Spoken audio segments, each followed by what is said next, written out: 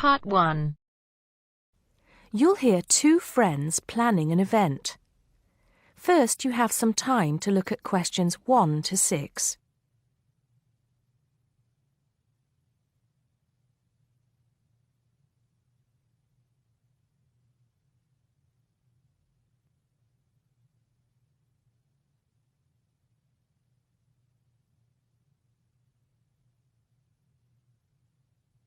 Now we shall begin.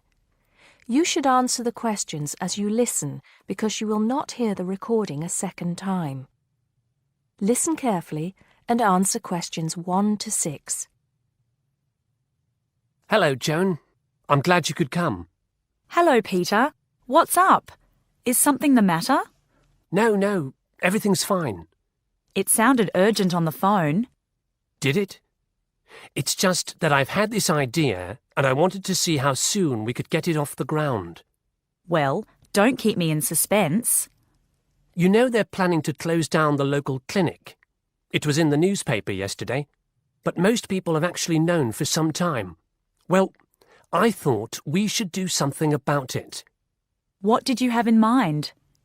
I thought we could organise a charity event and donate the money to the clinic. I know it doesn't sound like much, but it will show the local council how we feel and that we mean business. That'll take quite a lot of organising. Why don't we just hold a protest outside the town hall? A protest would take just as much organisation as an event like this. Besides, I think fewer people would turn up. A village fair or something like that would attract more people and get money for the clinic. People are more generous when they're enjoying themselves. OK then, it sounds good to me. How do we start? First, we put our heads together and come up with a list of people who'll be willing to help and people who can provide us with some of the things we need. For example, we might need a caterer to provide refreshments, a rock band for entertainment, tents and so on. Then, we do a lot of telephoning around and try to get everybody together at the same time in the same place. Sounds like a lot of work to me. Well, that's only the beginning. First things first, though. Let's decide now on who to get to the initial meeting and where and when to hold it. Fine. Well, the village hall would be the best place to have the meeting. It's not as big as the youth club, but it's warmer. There'll be no problem getting permission to use it, but I suppose it depends on how many people we invite. We don't want too many, otherwise the meeting will go on too long and nothing will get decided. But the village hall is a good idea. It's more official than having it in someone's living room. How many? 6 or 8 people to start with? 10 at the most? OK, now we have to decide on a suitable day and time. Suitable to everybody, I mean. A Saturday or Sunday would seem to be the best choice because people aren't at work on those days. But they may not like the idea of giving up a part of their weekend for a meeting. Unless we persuade them it's for a good cause, or that it's to their advantage, and that it'll all be a lot of fun. We'll provide refreshments, of course. What if some don't want to give up their weekend? Then we'll give them an alternative. Say, one evening in the week after everybody's finished work. We'll see which is the most acceptable to them. Then book the hall. I can do the refreshments for the meeting. I'll get Darren and Maggie to help me. I'm sure they'll be more than willing. Before you hear the rest of the conversation, you have some time to look at questions 7 to 10.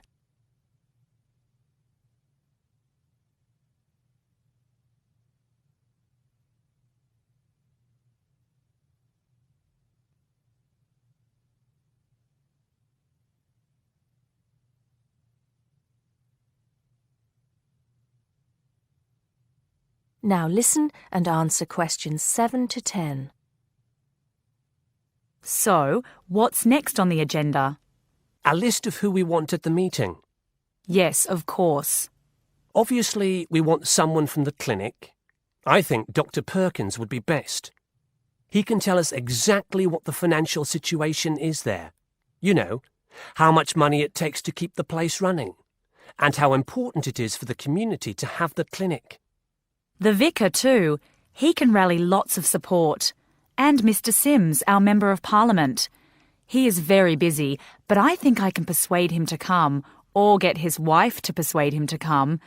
I see her quite a lot socially. That's great. 2 other people I have in mind are Freddie Smith. The journalist? Yes. Well, he's the editor of the local paper now and might be useful. He might let us advertise for free, and he'll know how to go about getting leaflets and posters printed. That's another thing. We'll need volunteers to put leaflets through people's doors and stick up posters all over the place. We can decide that at the meeting. What about the other person? What other person? You said you had 2 people in mind, Freddie Smith and... Oh, yes, Mr. Gates. Mr. Gates. Do I know him? You must do. He owns Greatfields Farm. We need a large area to hold the fete. Right. So how many have we got then? 7 or 8? There's Dr. Perkins, Mr. Sims, that journalist. Freddie Smith, you mean? Yes, him. And the vicar and Mr. Gates, the farmer. That's only 5. There's you and me. That's 7. That will do for now. Let's start making phone calls. That is the end of part 1. You now have half a minute to check your answers.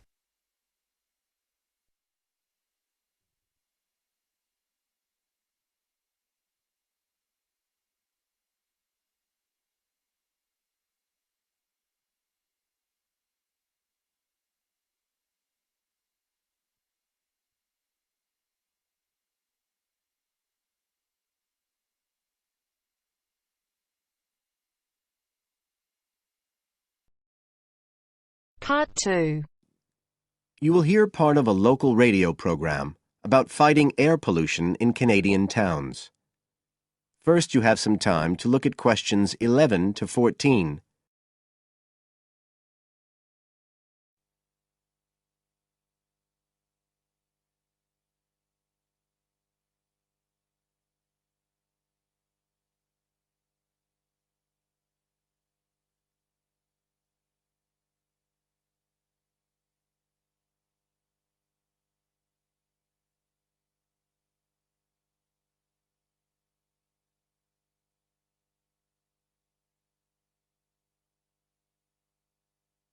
Now listen carefully and answer questions 11 to 14. Good morning, folks, and welcome to the information roundup on your own local radio station. This is Larry Knowles talking to you this morning on Tuesday, the 25th of May.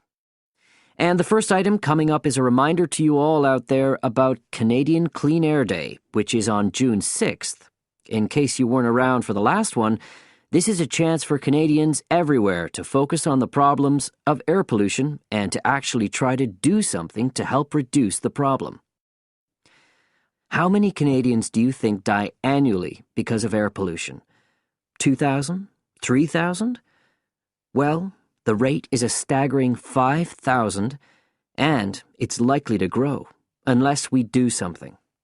And it's this concern with your health that's the driving force behind the government campaign that is sponsoring Clean Air Day. So what causes air pollution in the first place? Well, the transportation sector accounts for 27% of all greenhouse gases produced in Canada.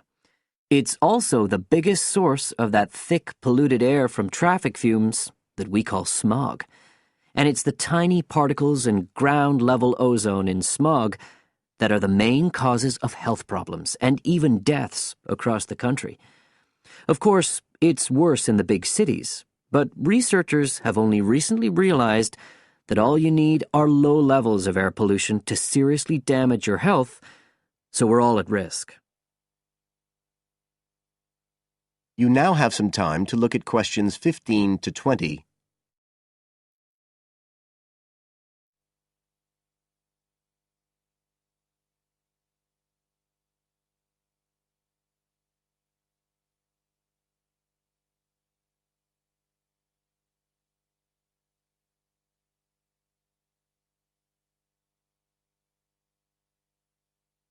Now listen and answer questions 15 to 20. So, what can we do to fight air pollution? Well, it should be pretty obvious by now that the way we get to and from work every day can have a big impact on the air we breathe. So the easiest action you can take on Clean Air Day is to accept what we call the commuter challenge and get to work on foot or by cycling for a change. If you have to use your car, try carpooling and share the drive, or better still, use public transit. If everyone tries this for just one day, you'll be amazed by the difference it can make to the air in our towns and cities. But there's more you can do to improve air quality. For example, you can plant trees. And if you don't have a garden, then you can do your bit in other ways. For instance, did you know that modern, improved wood stoves can reduce wood smoke by as much as 80 to 90%? So you can make a big difference if you upgrade the appliances you use in your home. The government is also working hard on your behalf to clean up our air. Its priority is to reduce the emissions that cause smog, and they have clear plans to get there. Last year, Canada and the United States agreed to reduce emissions on both sides of the border between the two countries, and they plan to reach their targets in the next few years. The government's also taking action to get cleaner fuels. It's already reduced the sulfur contained in gasoline, and it hopes to reach the reduction target for sulfur in diesel by next year. But the measures don't just focus on the motorist. The federal government's also working to reduce emissions from power plants and factories right across the provinces. You can find out all about government action and all the plans for Clean Air Day events. That is the end of part 2. You now have half a minute to check your answers.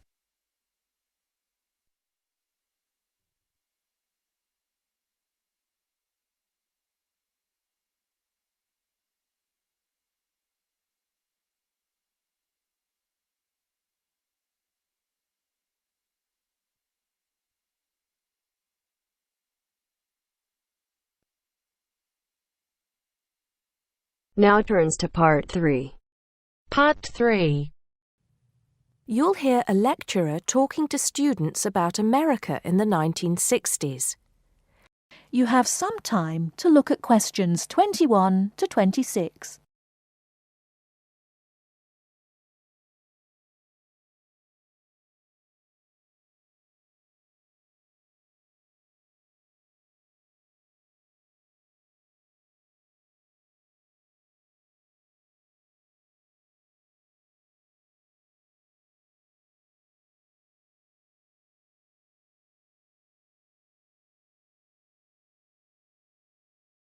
Now listen carefully and answer questions 21 to 26. We begin our examination of America in the 1960s with the usual caution. There is no sense in trying to understand any decade without looking at what came before. Those of you who still have outstanding coursework on the 1950s would do well to complete it now, if for no other reason than it will help make sense of the next series of lectures.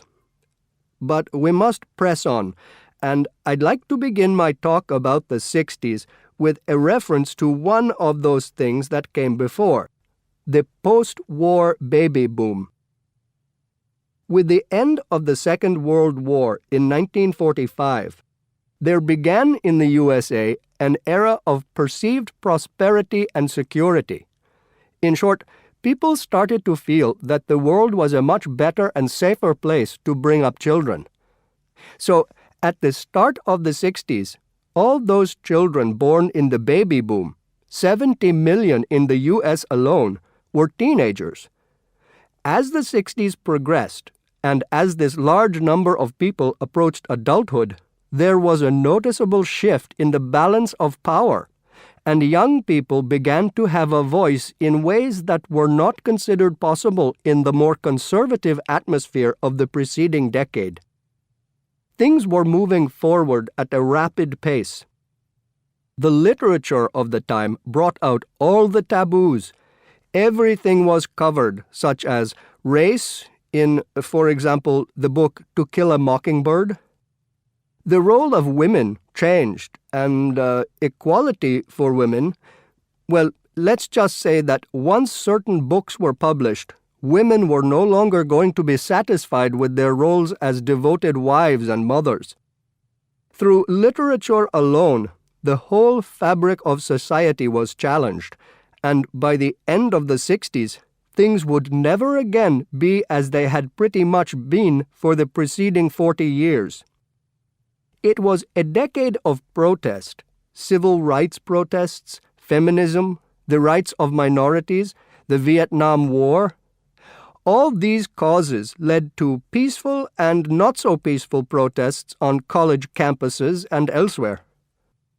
People had been given freedom of speech and they were going to use it. The crime rate rose to 9 times what it was in the 50s, as respect for the old order faded away. But it was also a time of great development. In medicine, the 60s saw the first heart transplant. In technology and the space race, where we saw the first American in orbit and lasers being invented at the start of the decade, and the first man on the moon, and the first primitive internet at the end. Before you hear the rest of the talk, you have some time to look at questions 27 to 30.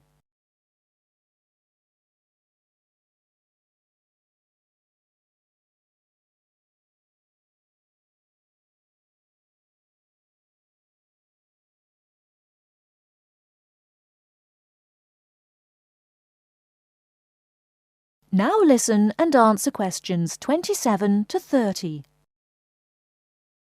None of this, good or bad, might have happened if things in 1962 had gone slightly differently. On October 16th, President John F. Kennedy met with his closest advisors at the White House. They had obtained photographic evidence showing that Cuba was building or installing nuclear weapons. It was widely believed that Cuba was preparing to fire these weapons at cities in the USA.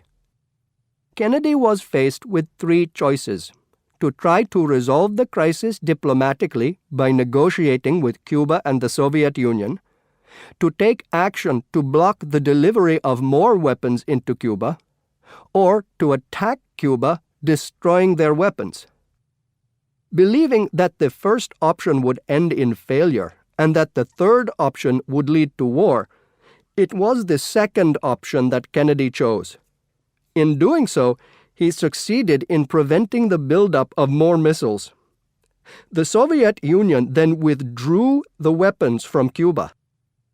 Most historians agree that if Kennedy had acted differently, the episode would have led to a full-scale nuclear war between the United States and the Soviet Union. Millions would have died, and the world would have been changed beyond recognition. That is the end of part 3. You now have half a minute to check your answers.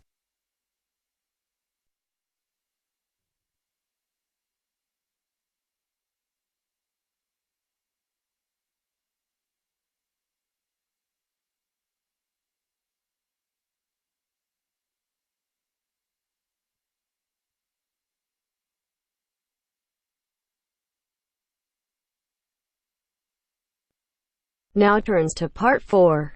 Part 4. You will hear a presentation by a student about a website she has designed for a supermarket. First, you have some time to look at questions 31 to 40 on pages 113 and 114.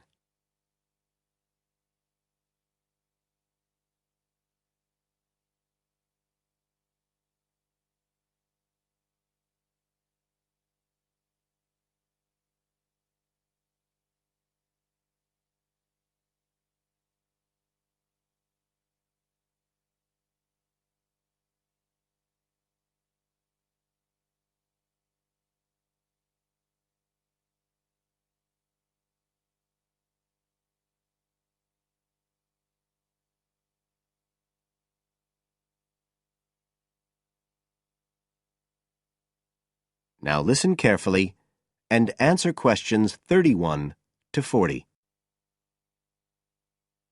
For my website design project, I decided to approach SuperSave supermarkets because I have an evening job at the supermarket, so I already have a slight insight into their organisational goals and workings.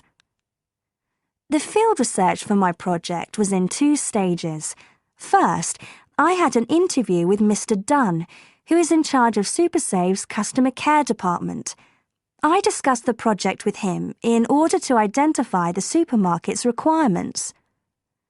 Mr. Dunn said customers are often unwilling to make a face-to-face complaint when they've experienced difficulties with a product or a member of staff or anything related to the supermarket. So he said a website which allowed members of the public to get in touch with the organisation and bring the problem to their attention in a private manner might be very useful, and we agreed that I'd work on this. For the second stage of my research, I devised a questionnaire to put to SuperSave customers. I needed to find out about the customers' experiences of problems together with their attitudes towards making complaints, both directly and indirectly. I used a mixture of closed questions, such as, have you ever experienced a problem at any SuperSave store, and open questions, such as, what would you find helpful about a customer complaint website? I decided to do interviews rather than rely on distribution of the questionnaire, as I felt this was likely to lead to a higher take-up rate. I visited 4 SuperSave stores, 2 in the city centre and 2 in the outskirts, and altogether I interviewed 101 respondents. Then finally, I analysed the results.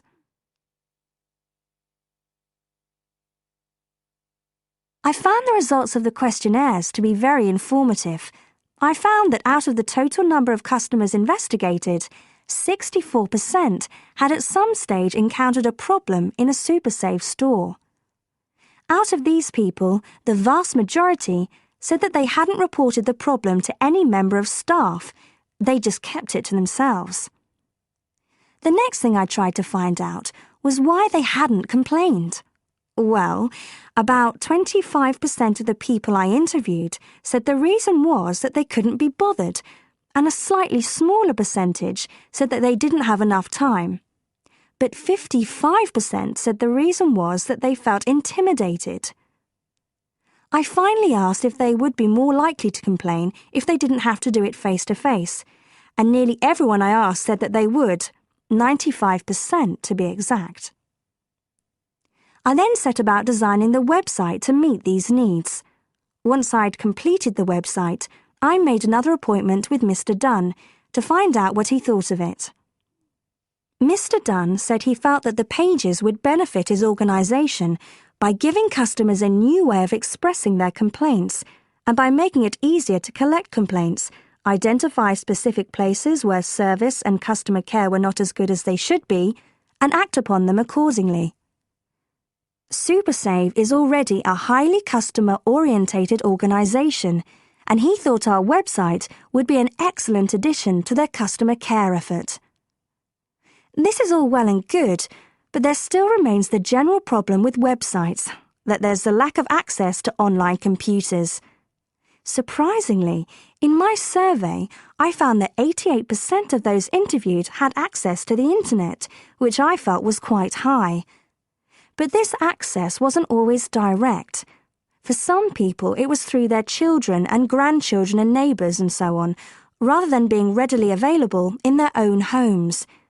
This could prove to be a major drawback to the site, but it is still better to have it now to get the edge over competitors, however slight, and in the very near future, it is expected that almost everyone will have direct access to the internet. Another thing to consider is that at the moment I can only base our conclusions on data gathered from a tiny fraction of the supermarket's customer base. In order to get a better idea of how the site is doing and to see how well I have met my objectives, the site will need to have been up and running for at least a few months. After this time, it'll be possible to see whether or not people are actually using the site and if it's helping to make improvements to their customer service. It would also be interesting to study the effect of the site on staff at the supermarket. Morale could be dented as more complaints come in. Staff may feel they are being unfairly criticised and that there is no need for another way for customers to complain. But also, the site could boost morale by making staff come together to overcome the constructive criticism, and they may gain more job satisfaction by knowing that they are making a difference to the customer. So, overall, I feel my website has met my objectives, but there is scope for improvement and expansion. Are there any questions? That is the end of part 4. You now have half a minute to check your answers. Check the mic and make sure it sound right, boys.